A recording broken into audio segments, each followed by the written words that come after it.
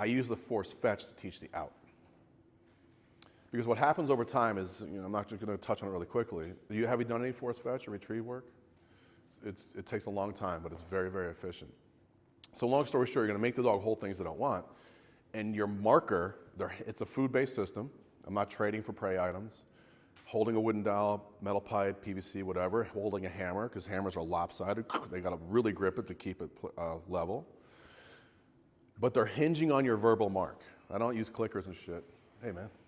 I don't use clickers, and now there's too many moving parts. So I'm going to use my verbal marker, which I use yes. So the dog's holding with no pulsing, saying, give me that mark. You're going to say yes. The dog is going to explode off that thing, drop that shit, and wants to take the food. So you've organically created a very natural behavior of them wanting to open their mouth to receive something. With classical conditioning, we're going to pair signals together, right? Big deep dive coming. Trust me, it's going to make sense. Let's say the dog doesn't understand what out means, right? But he knows what yes means, and yes means drop that shit in your mouth to get paid. So with classical conditioning, when you're introducing a new signal, it must come within 1.5 to 2 seconds prior to the known signal, which is yes.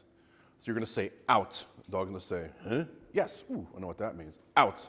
Huh? Yes. And little by little, you're going to see him start dropping on the out word.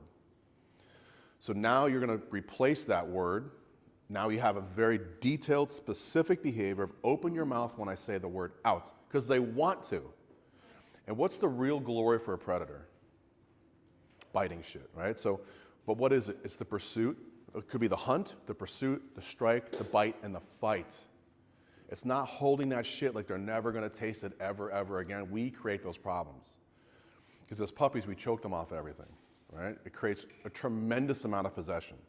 And folks that get dogs in from overseas or use vendors, they're born and raised in an environment to go in the back of their patrol cars. And they are fucking choked off everything they love. It makes insane possession. It makes a massive mistrust to the human behind you as well, because they think any human that's behind me is going to take my shit. But there's benefits to it as well. But long story short, we have to teach the dog that when you open your mouth, you get the pursuit, the strike, the bite, and the fight over and over and over, and you are in control. You are empowered to make us little circus monkeys perform for you. Of course, the pressure is going to come, but you have to do so little of it when you do the building blocks because they want to open their mouth. It's reverse psychology. Upward.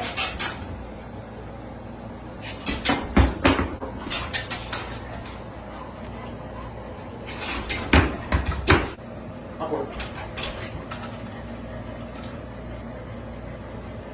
Out. Yes.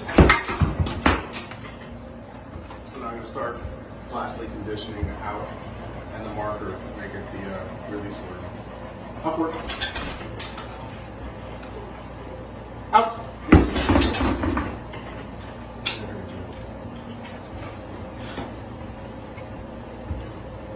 Upward. Out.